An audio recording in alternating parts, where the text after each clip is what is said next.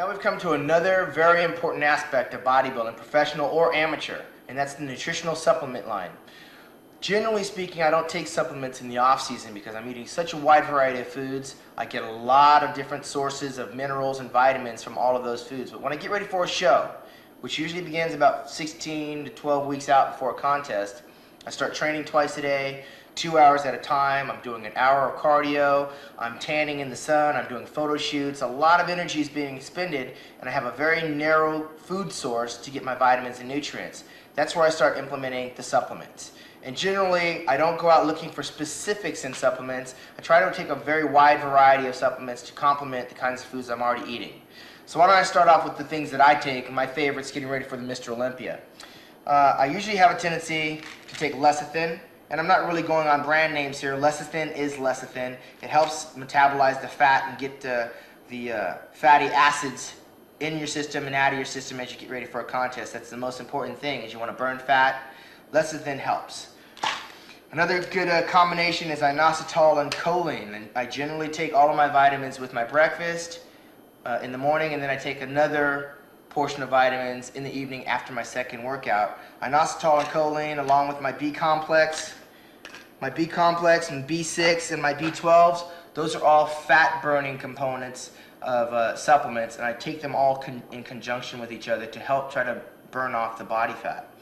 I take a lot of vitamin C, again my inositol and choline. I take zinc, calcium, magnesium, my multi-mineral, and my multivitamins.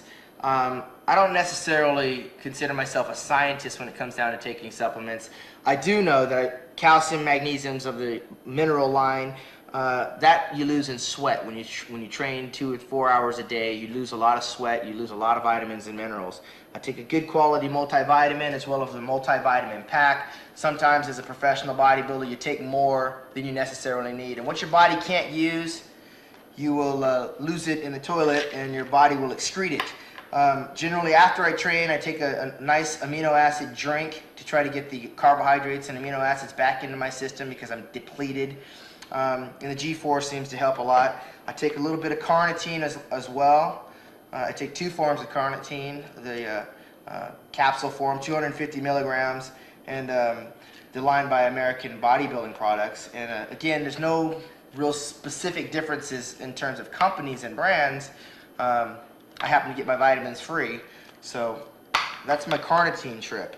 I take my vitamin D, and I take my chromium picolinate. Vitamin D is very common in milk and dairy products, which I cannot have while I'm training for a contest. Therefore, I supplement it with a vitamin.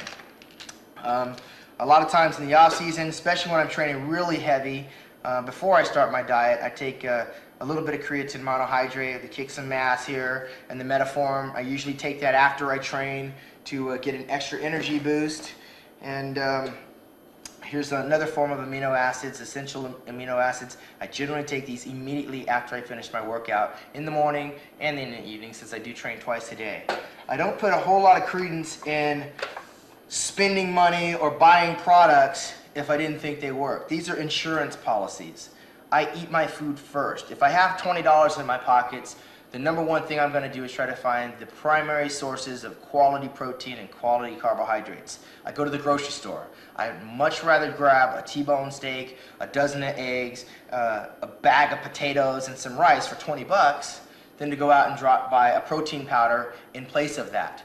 The protein powders and the supplements are all insurance policies, so that if you're eating 6 times a day and you're still trying to get in some calories and you don't have the time to eat it or cook it, that's where a protein powder might come in to boost your protein intake, or a high caloric drink in order to boost the intake of calories that you're trying to take in.